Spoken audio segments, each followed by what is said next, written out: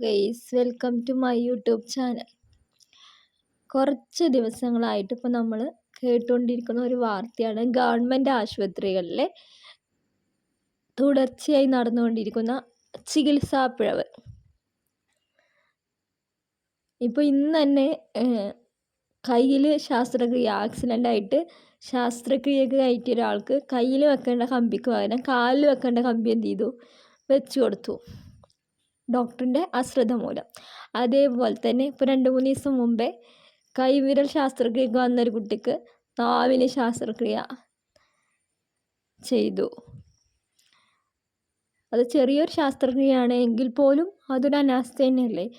അതേപോലെ കുറച്ച് കാലങ്ങൾക്ക് മുമ്പ് നമുക്ക് കേട്ടതാണ്, ഒരു പ്രസവത്തിന് വന്ന ഒരു സ്ത്രീയുടെ വയറ്റിൽ കത്രിക മറന്നു വെച്ചിട്ട് അവർ ഒരുപാട് ദുരിതങ്ങൾ അനുഭവിച്ചു. ഇന്നും അവരതിൻ്റെ ദുരിതങ്ങൾ പേറിക്കൊണ്ടിരിക്കുകയാണ്.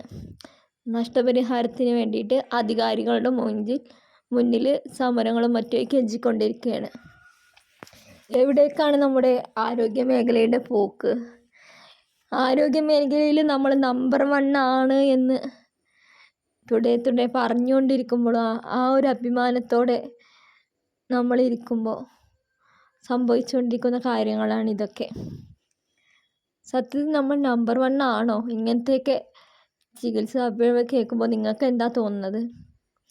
ഗവൺമെൻറ് ഡോക്ടർമാർക്ക് അവരുടേതായ ജോലിഭാരമുണ്ട്, ഇല്ല എന്നൊന്നും പറയുന്നില്ല. പക്ഷേ എങ്കിൽ പോലും ഇത്തരത്തിലുള്ള തുടർച്ചയായിട്ടുള്ള പിഴവുകൾ നല്ലതാണോ? കാരണം അത് വെറും എററായി കണക്കാക്കാൻ പറ്റുന്ന ഒന്നല്ല. ഒരുപക്ഷെ എന്തെങ്കിലും സംഭവിച്ചു കഴിഞ്ഞാൽ എന്താ ചെയ്യുക? അതേപോലെ തന്നെ പിന്നെ ഡോക്ടർമാർക്ക് ഇങ്ങനെ എന്തെങ്കിലുമൊക്കെ പറ്റിയാൽ, ഡോക്ടർമാരെ കയ്യിൽ നിന്ന് എന്തെങ്കിലുമൊക്കെ പറ്റിയാൽ നമ്മുടെ നാട്ടിൽ എന്ന് പറയുന്നത് ഒന്നുമില്ലെങ്കിൽ അവർക്ക് സസ്പെൻഷൻ, അല്ലെങ്കിൽ മനഃപൂർവ്വമല്ലാത്ത നരഹത്യ എന്നുള്ള രീതിയിൽ ഇതെടുക്കുന്നുള്ളൂ. അതുകൊണ്ടാണ് ഇത്തരത്തിലുള്ള കേസുകൾ ഒന്നും കൂടി കൂടാൻ കാരണമെന്നാണ് എനിക്ക് തോന്നുന്നത്. കാരണം എന്തൊക്കെ സംഭവിച്ചാലും ഇത്രയേ ഉള്ളൂ ശിക്ഷ, ഇത്രയേ ഉള്ളൂ നമ്മുടെ നിയമം എന്ന് അറിയാവുന്നത് കൊണ്ടായിരിക്കാം. ഒരുപക്ഷെ നിയമം ഒന്നും കൂടി ശക്തമാക്കുകയും, അത് ശക്തമാക്കിയാൽ മാത്രം പോരാ, കടലാസുകളിൽ അത് പ്രാവർത്തികമാക്കുകയും ചെയ്താൽ ഒരു പരിധിവരെ ഇത്തരത്തിലുള്ള ചികിത്സാ പിഴവുകൾ കുറക്കാൻ സാധിക്കും. അതായത് ഇപ്പോൾ UK ഡോക്ടർ ദാനിഷ് സലീം സാറിൻ്റെ ഒരു യൂട്യൂബ് ചാനലിൽ ഞാൻ കേട്ടതാണ്. അദ്ദേഹം പറഞ്ഞു, UK ഒരു രോഗീനെ ഇപ്പോൾ ഓപ്പറേഷനൊക്കെ കൊടുന്നു കഴിഞ്ഞാൽ ആദ്യം രോഗീനെ ഒബ്സർവേഷൻ ഓപ്പറേഷന് മുമ്പേ അദ്ദേഹത്തെ ഒബ്സർവേഷൻ ചെയ്ത് ആ ഓപ്പറേഷന് വേണ്ട മെറ്റീരിയൽസ് അതൊക്കെ എല്ലാം ഉണ്ടോ എന്നൊക്കെ കൃത്യമായി നോക്കി, രോഗീനെയും നോക്കി ഫസ്റ്റ് അങ്ങനെ കഴിഞ്ഞിട്ട് രണ്ടാമത് ഒന്നും കൂടി റീചെക്ക് ചെയ്തിട്ടേ ആ ഒരു ഓപ്പറേഷനിന് കയറ്റുള്ളൂ. അത്തരത്തിലുള്ള ഈ സംവിധാനം നമ്മുടെ അവിടെ ഉണ്ടോ എന്നതിനെക്കുറിച്ച് എനിക്ക് കൃത്യമായിട്ടുള്ള അറിയാം. അങ്ങനെ ചില കാര്യങ്ങൾ നടത്തിയിരുന്നെങ്കിൽ ഇങ്ങനെയുള്ള ചികിത്സാ പിഴവുകൾ കുറക്കാമായിരുന്നു.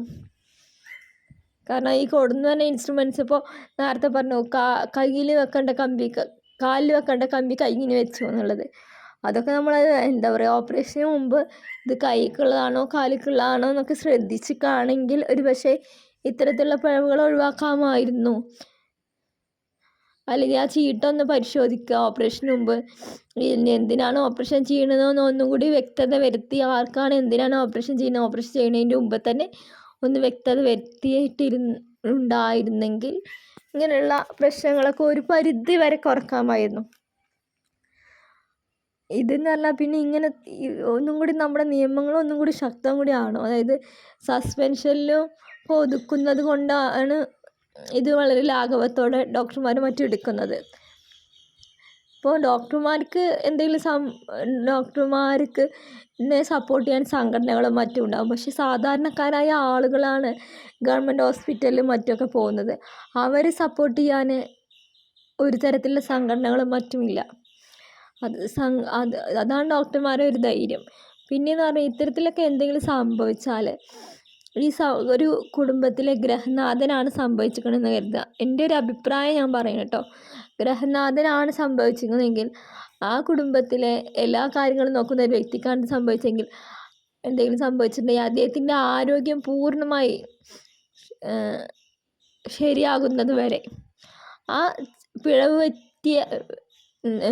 വരുത്തിയ ഡോക്ടർമാരെന്നല്ലേ അദ്ദേഹത്തിന് നഷ്ടപരിഹാരം കോടതി മുഖാന്തരം ശരിക്ക് ഈടാക്കി കൊടുക്കണം.